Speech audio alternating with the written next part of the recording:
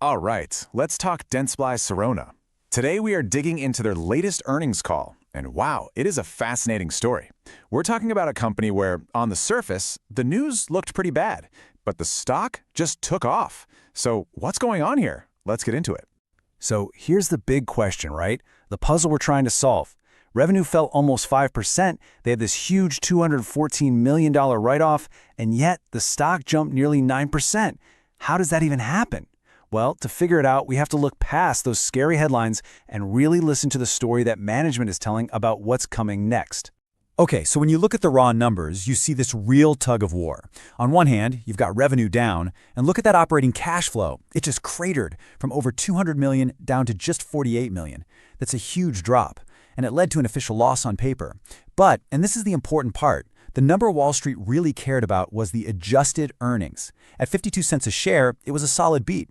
It's like investors decided to ignore all the accounting noise and just focus on that one sign of operational strength. And that really gets to the heart of it. The market's reaction, that big stock jump, it wasn't about these Q2 numbers at all. Nope, it was a bet on two people, the brand new CEO and the brand new CFO. Investors are basically saying, we don't care about the last quarter, we believe in the new team and their plan. It's a classic bet on the jockey situation.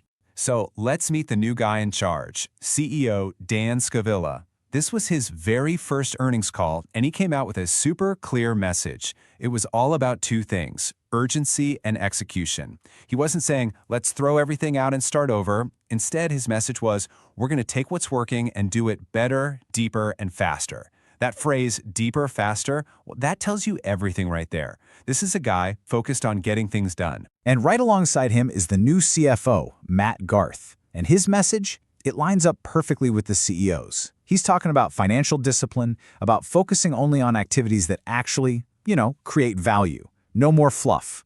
The takeaway from both of them is unmistakable. The waiting game is over. It is all about execution, starting right now. So what exactly is this new playbook they're running? Well, honestly, it's a pretty straightforward, back-to-basics kind of approach. First, stabilize the ship. Then, get obsessed with the customer experience. Cut out the waste to pump up those margins, and be really disciplined with how you spend money.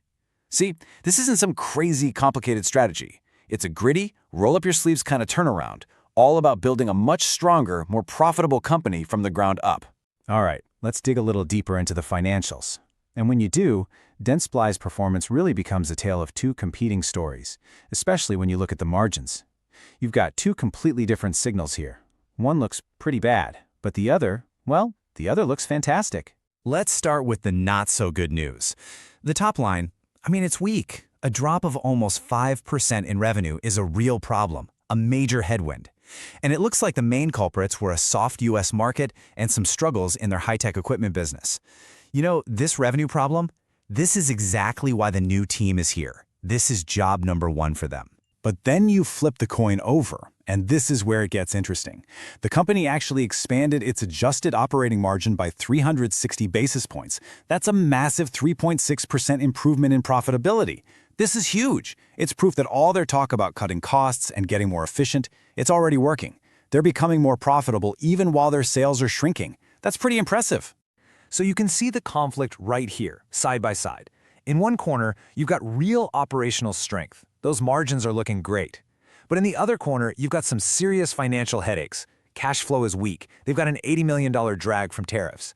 And that big write-off, that's basically the company admitting, hey, this thing we own isn't worth what we thought it was. So the whole bet here, the entire investment case, boils down to one question. Can that operational strength win out against these financial weaknesses? So, okay, if the market is willing to look past all that financial weakness for now, what is it so excited about? What's the light at the end of the tunnel? Well, it's a growth story that's about more than just cutting costs. It's a big bet on the company's digital transformation. And the one number you really need to pay attention to is this one, 50,000. That's how many unique users they have on their cloud platform, DS Core. Now, why is that so important? Because it shows that their whole digital ecosystem idea isn't just a slide in a presentation anymore. It's real. It's gaining traction. They're building this sticky platform that ties everything together. The devices, the dentists, the labs. It's the glue for their whole strategy. And think of DS Core as just the starting point, the foundation. On top of that, look at the momentum they're getting with their SureSmile aligner business, up a whopping 27% in Europe. This is all part of a much bigger shift in strategy. They're moving away from just selling a box, a single product, and towards selling a complete, integrated solution for an entire dental procedure. This is the growth engine that's got investors so optimistic about the future. So let's put it all together. You've got new leadership laser-focused on discipline. You've got these conflicting financial signals. And you've got a very promising bet on a digital future. What does this all mean for the stock going forward? Let's break down our take, what you should be watching for, and our official rating. All right, here are the 5 key things you absolutely have to watch over the next 2 to 4 quarters. Number 1, and this is non-negotiable, cash flow. They have to get that fixed, period. After that, keep your eyes glued to the user growth on DS Core. And we need to see that sluggish U.S. market start to turn around. If they can make progress on these fronts, the case for the stock gets a whole lot stronger. So our rating on this is a high-risk outperform. Now, why the combo? Well, outperform because the potential upside here is huge if, and it's a big if, this new management team can pull off the turnaround.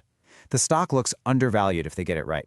But we have to call it high risk because, let's be honest, the execution risk is very, very real, especially with those revenue and cash flow problems. Like we said before, it's a bet on the jockeys just as much as it is on the horse. Okay, and now for our trade idea. We're calling this one the Phoenix from the dental pulp. Here's how it works. On one side, you go long Dentsply Sirona. This is your bet that the new management team is the real deal and they're going to execute this turnaround perfectly. But to hedge that, you pair it with a short on a basket of their competitors, specifically the growth at any cost dental tech companies. The idea here is that the whole market is shifting. Investors want profitable, cash-generating companies now. So as a leaner, meaner Dentsply gets its act together, it's going to start stealing market share from those less profitable peers. It's a really interesting potential arbitrage play. And as always, we have to say it. This is all just for informational purposes. It is definitely not financial advice.